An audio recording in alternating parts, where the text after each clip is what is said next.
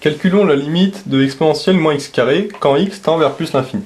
Donc on rappelle que la limite de exponentielle de x en plus l'infini, ça fait plus l'infini, et en moins l'infini, ça donne 0.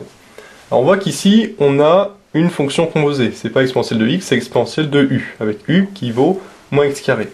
Donc là, on a vu qu'il fallait d'abord faire la limite de ce qu'il y a dans l'exponentielle, c'est-à-dire la limite quand x tend vers plus l'infini de moins x carré. Alors, x carré, lui, tend vers plus l'infini, en plus l'infini, donc avec le moins, du coup, ça tend vers moins l'infini. Donc en fait, le moins x carré, il tend vers moins l'infini. Donc ça va nous donner exponentielle de moins l'infini. Et en moins l'infini, on voit que ça donne 0. Du coup, la limite quand x tend vers plus l'infini de exponentielle moins x carré, ça donne exponentielle de moins l'infini, et exponentielle de moins l'infini, ça donne 0.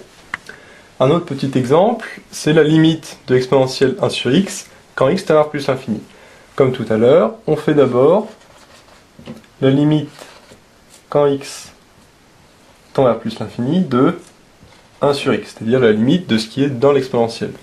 On sait que 1 sur x en plus l'infini, ça tend vers 0.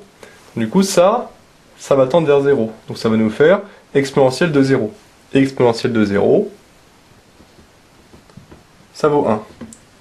Du coup, la limite quand x tend vers plus l'infini de exponentielle 1 sur x nous donne 1, puisque le 1 sur x, il tend vers 0, et exponentielle de 0, ça vaut 1. Un dernier exemple de limite de fonction composée avec exponentielle, la limite quand x tend vers moins l'infini de exponentielle moins 2x3 plus 4. Comme d'habitude, on calcule d'abord la limite de ce qu'il y a dans l'exponentielle.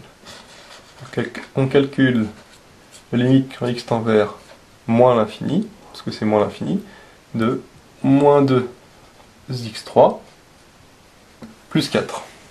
Là on utilise le théorème du plus haut degré, on regarde juste la limite de moins 2x3. x3 en moins l'infini, on sait que ça donne moins l'infini. Mais avec le moins 2 qui est devant, moins par moins ça fait plus, donc finalement ça donne plus l'infini. Et on sait que la limite de l'exponentielle de x en plus l'infini, ça donne plus l'infini. Du coup, ça tend vers plus l'infini, et exponentielle de plus l'infini, ça donne plus l'infini. Donc la limite, quand x tend vers moins l'infini de exponentielle moins 2x3 plus 4, ça donne plus l'infini, puisque ça tend vers plus l'infini, et que en plus l'infini, ça tend vers plus l'infini.